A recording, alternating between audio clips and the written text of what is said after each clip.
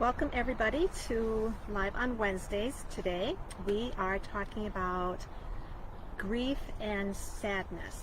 Does it go deeper than just the emotional level? Okay? So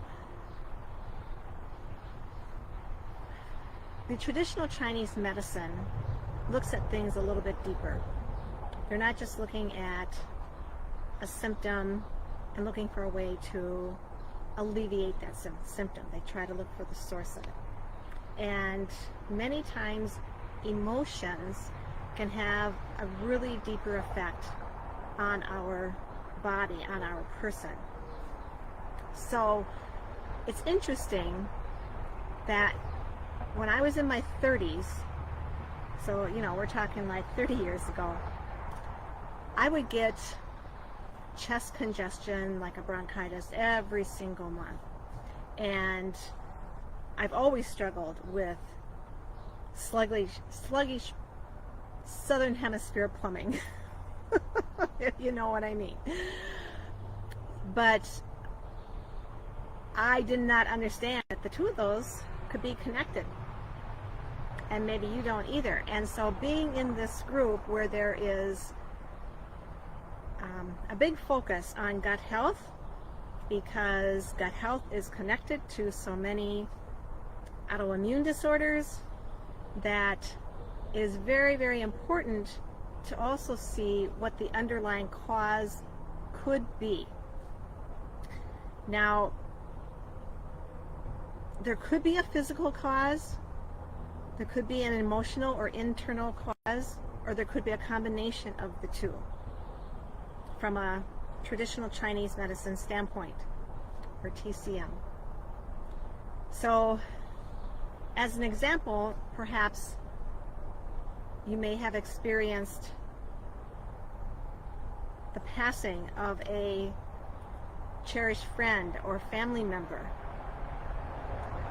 And ever since then, perhaps you've had a cold that you just won't go away, or you can't get rid of, or maybe that has transitioned into something more serious like bronchitis or other chest congestion, or maybe there's been an asthma flare or an allergy flare. All of these things could have been triggered or connected to that grief event. So, and it's really important to understand this, because grief and sadness from a traditional Chinese medicine viewpoint is connected to the lungs. And the lungs are so important for taking in the air, taking in oxygen, circulating that throughout our body and to our brain. And this is vital for our survival. It's vital for life to have this process function well. So that the lungs then control that flow of energy in our bodies. And so when we do not process grief and sadness properly, when you don't let it go, when you can't let it go, then it can cause that energy deficiency in the lung, which then of course is going to affect the lung function and the oxygen circulation, which then of course is going to cause debilitating issues with other parts of our body, because our whole body depends on oxygenation.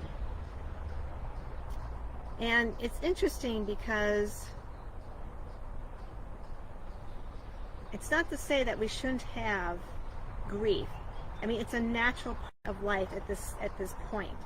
None of us are immune to emotions, including anger or worriness or fear. But the unfortunate thing is that our culture and our society teaches us that those are negative emotions or bad emotions or emotions that need to be toned down and ignored. You know, how many times would somebody come up to you or to me and say, oh, how are you doing today? And maybe it's been after a grief event, or maybe we're just not having a great day, but what do we say? Oh, I'm fine. I'm okay. I'm doing okay. Because we push it down, and we think if we push it down and on the outside we're doing fine, everything is hunky-dory. Well, when that happens and it continues for any length of time, then those are suppressed for a length of time, then it can have a damaging effect on that corresponding organ. And in this case, with grief and sadness, it is the lungs right here. It's the lungs.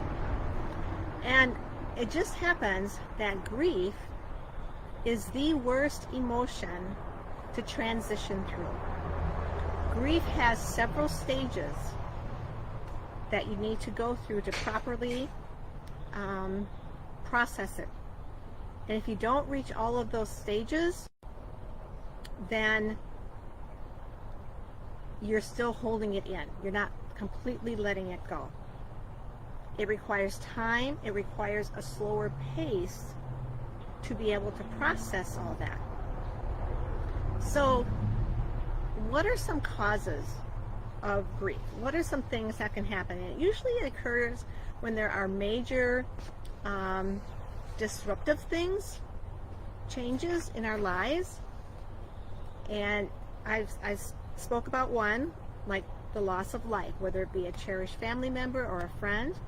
It could be loss of a job, loss of property. It could be maybe a move, a major move from one location to another. It could be a relationship breakup. And by the way, a death can also be a pet, because pets are family members, right? It could be a breakup in a relationship. It could be just dealing with the hardships of everyday life. So when this happens, how is grief, how could it be manifested? How might our body manifest this? And everybody's different, so you're going to manifest it differently, because everybody has their own different areas of weakness. But maybe you're having a hard time taking a breath, or a deep breath. Maybe you are feeling like you have a weight on your chest. Because remember, grief and sadness are connected, correlate with the lungs. Maybe you have an asthma flare-up or an allergy flare-up. Perhaps you catch colds easier or hang on to them. Can't get rid of them.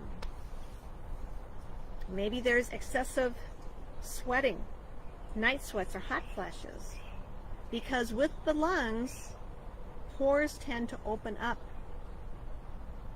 And if they're opening up too much or not enough, then we have the consequences of that. So, I mentioned in the beginning about how the southern hemisphere plumbing can be connected to the lungs. So how can that be? How can the colon or large intestine be connected to all of this? Every organ in Chinese medicine has a partner. The lungs partner is the colon or large intestine. So when grief is not properly addressed, or goes unresolved, it then becomes chronic, and then there is the inability to let go. the plumbing or bowels become stuck. Literally, they can't let go. So think about it, any of you parents, if you've ever had a small child that has caught a cold, and as it progressed on, it settled into the chest. How many times has constipation then become an issue along with that? There is that inability to let go. Now, I'm not saying everything is connected this way all the time. This is where getting a good background, or knowing what your background is, looking back, thinking about things. I mean, it might not even be a recent event. It can be way back, and it has just built up to now. Maybe you're just now manifesting the symptoms of it. But this is why, if I ever have a consultation with someone, or if I first meet you, I might be asking you questions, because getting to know you is helpful to be able to drill down what might be the reason behind things. So there could be a physical reason for it. There absolutely could be. There could be an emotional reason for it. Could be a combination of the two. But until the time comes when you have figured that out, and then you work on releasing it, letting that go, that is when you should start to see improvement in your in your health journey, in your healing. If it's left unresolved, issues from the past can resurface and prevent you from enjoying your life to the fullest. Now, you know, it's always true. We can't always control the external triggers in our life. However, we can learn how to manage the things that we cannot control. In other words, we can manage how we allow them to affect us. And there are ways to do that. And if you want to know how to do that, just, send me a message and let me know. But there's definitely a connection between emotions like grief and sadness, and different areas and organs in our body. Grief and sadness are connected to our lungs and its partner, the colon or large intestine. So, if you're having problems in that area, really dig deep, try to figure out what it could be, try to drill it down, and then we need to go forward and work on how to help release that. And there's several different ways to do that. So, that is our discussion for today. Now, go be awesome.